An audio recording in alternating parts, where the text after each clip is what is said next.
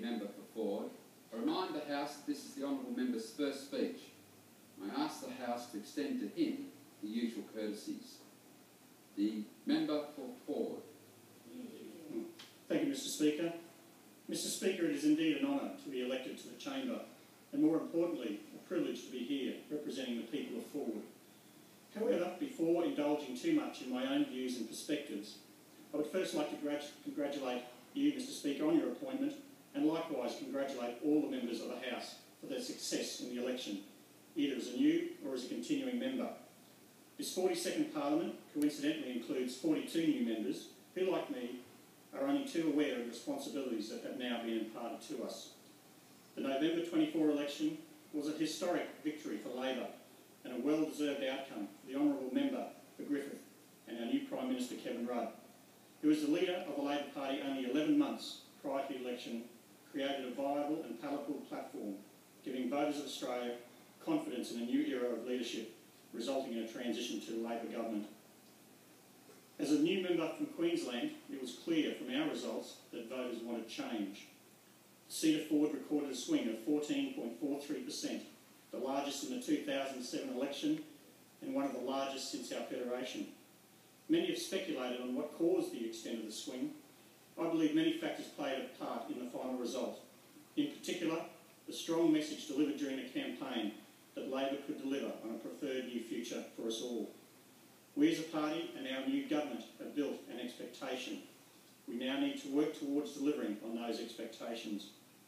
Mr. Speaker, having been a regular business traveller to Canberra in the mid-1990s, I would always include a self-imposed visit to Parliament House and this chamber. On one memorable occasion in December 1996, after Parliament had adjourned for the year, I stood in the public gallery where my friends and family gather today. I was quietly reflecting on the importance and the reverence of the House and the thought that what an enormous privilege it would be to one day sit as a member in this chamber. But to me the reality of that seemed like an impossibility, with family commitments, business commitments and the stringent party process that would determine the person most appropriate to represent an electorate. It seemed daunting and sometimes I believed I would never really have the opportunity of achieving. Despite the enormity of the task, my own Pygmalion and self-fulfilling prophecy must have subconsciously started me on that journey. In fact, if you ponder the logistics of such a venture, it is one of Himalayan proportions. I say Himalayan with the utmost respect and admiration for those who have scaled the famous Mount Everest. In effect, there are many more people who have conquered the summit of Mount Everest, some 3,500 in the last 55 years, than the 1,059 Australians in 107 years who have had the honour to serve in this chamber. However, despite those sobering logistics, 11 years after my realisation in 1996, I became a proud new member who was so very honoured to be here to serve the people of Forde. Besides that, Mr. Speaker, I wouldn't make a good mountain climber anyway. Mr. Speaker, Forde is a hugely diverse electorate with very little profile in the wider Australian community. This is something I intend to change, to put Forde on the map. Forde is named in honour of Francis Forde, better known as Frank Forde, who was Prime Minister for only 8 days, from the 6th of July to the 13th of July 1945, following the sudden death of the Labor Prime Minister John Curtin. It is important to note that Frank Forde was the last Queensland Prime Minister prior to Kevin Rudd, 63 years ago, and was the father-in-law of Queensland's first woman governor, Leneen Forde, who served Queensland from 1992 to 1997. At 3,167 square kilometres, Forde is geographically large compared to neighbouring electorates, but as a South East Queensland seat, also known as the Gold Coast hinterland, it is nestled against neighbouring federal electorates of Rankin, Fadden, Blair, McPherson, Moncrief, and over the border to New South Wales seats of Richmond and Page. Forde is geographically and demographically diverse, from high urban density in the north to large farmland and rural holdings in the southwest. It finishes at the New South Wales border on the beautiful border ranges. The seat of Forde involves parts of 7 state electorates and 3 local government authorities, the Gold Coast City Council, the Logan City Council and the Bay Desert Shire Council. It includes the traditional lands and custodians of the Mununjali and Yugambeh nations and their elders, proud and productive Indigenous people who have pragmatically worked towards building a strong and enduring community. Due to the increasingly large demand for urban land in southeast Queensland, the areas of future potential development at Forde will become critical areas of growth and an economic powerhouse for the greater southwest of southeast Queensland. But to do this in a way that not only makes economic sense, must include a stringent planning regime to ensure environmental, social and economic imperatives deliver long-term benefits. We must ensure that existing rural industries are supported and that good quality agricultural land is enhanced.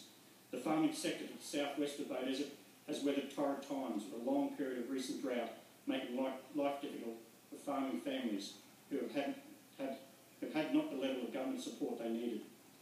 We must lock up areas of higher environmental sensitivity while making sustainable, efficient and sensible decisions on areas of development. To do this means a plan of action between Commonwealth and state governments and the private sector, with the cooperation of the local government authorities in facilitating planning and progressing appropriate development approvals. The electorate at the moment has some of the largest areas of proposed development in the nation, from the large industrial estate of Yatala, just south of Beenleigh, which is regarded as the fastest growing industrial development in Australia, to the proposed intermodal transport and logistics areas of Brompton to the south to the west of Beaudesert. Brompton is cited as the largest inland port in this country, connecting the planned major road and rail freight corridors. Billions of dollars of investment are planned over the next decade. But to ensure the sustainability, we need to understand the integration of needs for an area ready to undergo massive expansion. Industrial centres require a ready workforce, and a ready workforce requires well-planned residential communities planned around lifestyle. Housing supply and demand in Queensland, and particularly in Forde, at the moment is volatile. Increased demand for housing is being driven by intense economic growth, but also due to the tardy sequencing of land release, which unnecessarily inflates the cost of housing. The integration of planning to provide the appropriate services of health, public transport, education and community services is essential with the provision of timely infrastructure. A planning commitment by all levels of government is necessary to enable the timely sequencing and rollout of these new communities.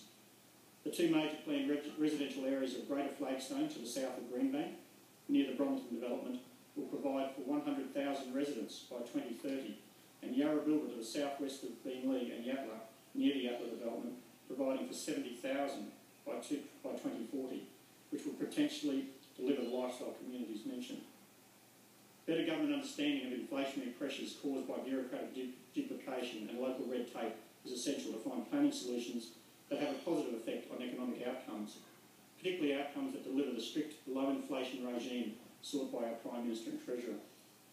Forde is diverse, with parts of Loganholme in the north, Beenleigh and the beautiful Tamborine Mountain to the east, and the towns and shires of Beaudesert in the greater southwest. It is a unique place. With the retirement of my predecessor, Kay Elson, a long-serving Liberal member, the people of Forde had the opportunity to make a change. With this change, I became the fourth member of Forde since its inception in 1984. Former Prime Minister John Howard, who in his 11 years made only 2 visits to Forde, the latest being in October last year during the election campaign, said that Forde to him was where he could go if he wanted to know what was bothering Middle Australia. Well, on November 24, as we know across the country and in Forde, Middle Australia resoundingly believed they'd had enough. The immediacy of my challenge is to ensure that we focus the attention of the federal government on needs and serious lack of both physical and social infrastructure in the electorate. Mr Speaker, the Labor campaign for the November 2007 election was built on the notion of a fair go.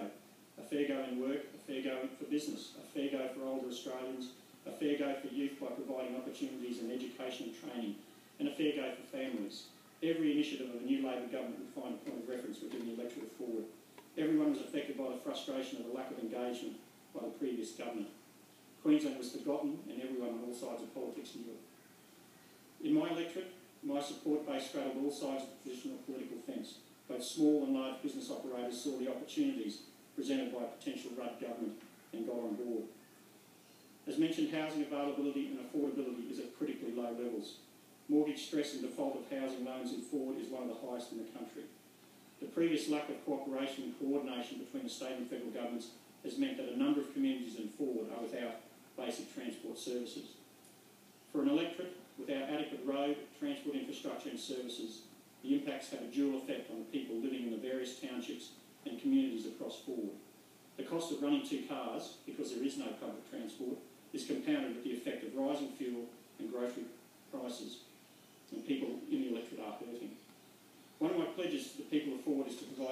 opportunities to talk to their representatives in government, coordination between the three tiers of government, council, state and federal, and regular community briefings will form part of our community engagement strategy. High on my list of priorities is our youth. Our future is so much determined by how we nurture, support and mentor our youth. Education and training is paramount in providing them skills and strategies for dealing with their future lives while maintaining their individuality and motivation. Our understanding of the social aspects of their development through tangible and intangible support is critical. Mr. Speaker, I had a very humble and somewhat uncertain beginning. My mother at the age of 17 in 1960 was pregnant and was not married. This was at a time when community perceptions and prejudices were heavily weighted against unmarried mothers. With no provision of support and the family not able to support her, it was decided before my birth that I would be adopted. I was very lucky to be adopted into a family who not only nurtured and raised me but imparted amongst many things the important values of life. I enjoyed a good public education and after graduating from high school in 1977, took on an apprenticeship as a hand and machine compositor, also known as a comp, a trade within the printing industry. I'm only one of three compositors that I am aware who have served in this House. The two previous compositors were Australia's third Prime Minister and this country's first Labor Prime Minister, John Watson, in 1904, and Senator Burt Milner, whose untimely death on the 30th of June 1975 caused a string of events that saw the demise of the Whitlam government later that year. For me, the events of 1975 were largely responsible for my political awakening. On November 11, 1975, incidentally during my junior exams, the Whitlam government was dismissed. While history well records the conventional and constitutional explanations for such an action, the political cause can largely be attributed to the machinations of Queensland's then National Party State Premier, Johannes Bjelke-Petersen, who appointed a less than Labor-friendly Senate replacement, the conditions of which were catalytic in bringing down the national government. In Queensland, without the existence of an upper house, some of the long-accepted conventions of the Westminster system were compromised, which further led to allegations of dishonesty and corruption throughout executive government. If you were a Labor Party member in Queensland, you may well have found yourself on the police special branch files with an offensive dossier. The democratic freedoms we all enjoy in this country were severely compromised, with the denial of freedom of expression, the outlawing of public congregation and restriction of choice in what displayed many aspects of a totalitarian regime. However, the questionable activities and the promotion of cronyism by that government resulted in the conviction and sentencing of a number of former state government members on fraud and a variety of other charges. These events firmly galvanised my concern about political conservatism. The conservative actions of the Howard government on many social issues also became the antithesis of reform, particularly on the important social reforms that emerged through changing times and expectations. This cannot be better demonstrated by the refusal of the former government and its stance on matters related to reconciliation and the now celebrated apology brought down by the Rudd government on that historic day last week. I'm sure the academics and historians will analyse the actions of the Howard government and the machinations that continue to find excuses for why an apology should not be forthcoming. The Bringing Them Home report clearly explained the purpose of saying sorry, to recommence the processes of reconciliation commenced by the previous Labor government. The philosophical arguments over the taxonomy of the words does not make any difference to the reality that if there is a social injustice affecting a community, governments must rise to the challenge of resolving these injustices. Reform is about recognising something is not working and fixing it. In fact, Mr. Speaker, I would argue that this is why this House exists, to debate, analyse and reform by finding a better way of doing things and to provide the appropriate legislation to deal with that change.